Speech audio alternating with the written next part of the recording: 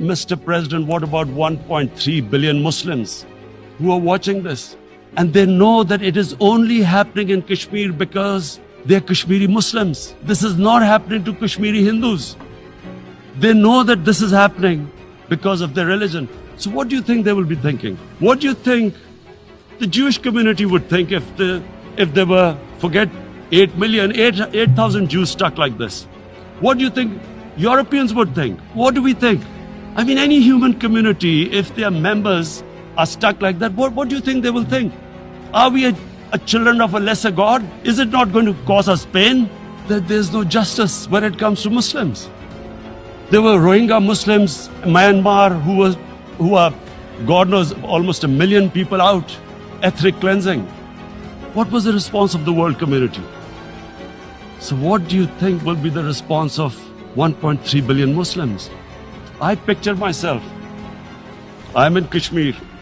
I've been locked up for 55 days. I have heard about, and there are rapes, Indian Army going into homes, soldiers. Would I want to live this humiliation?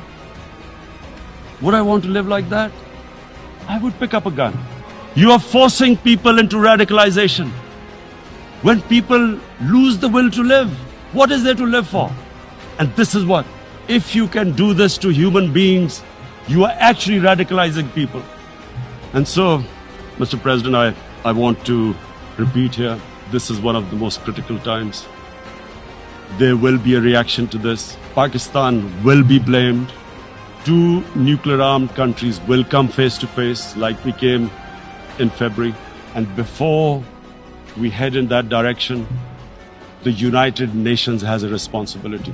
For over 72 years, against the wishes of the Kashmiri people and in blatant violation of the resolutions of the Security Council, India has illegally occupied Jammu and Kashmir and indeed its own commitments to the people of Kashmir.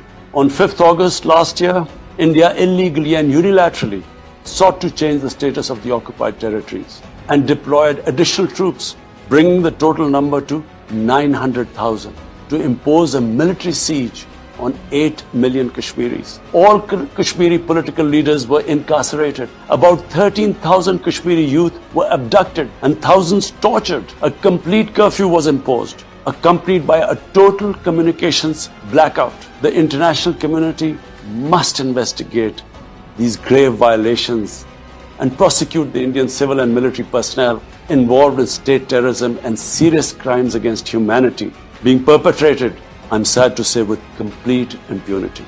It is unfortunate, very unfortunate, that the world's approach to violations of human rights lack even-handedness and even are selective.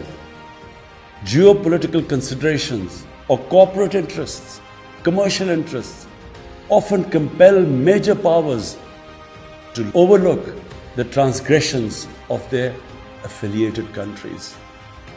Such double standards, and the most glaring in case of India, where this RSS-BJP regime is being allowed to get away with human rights abuses with complete immunity.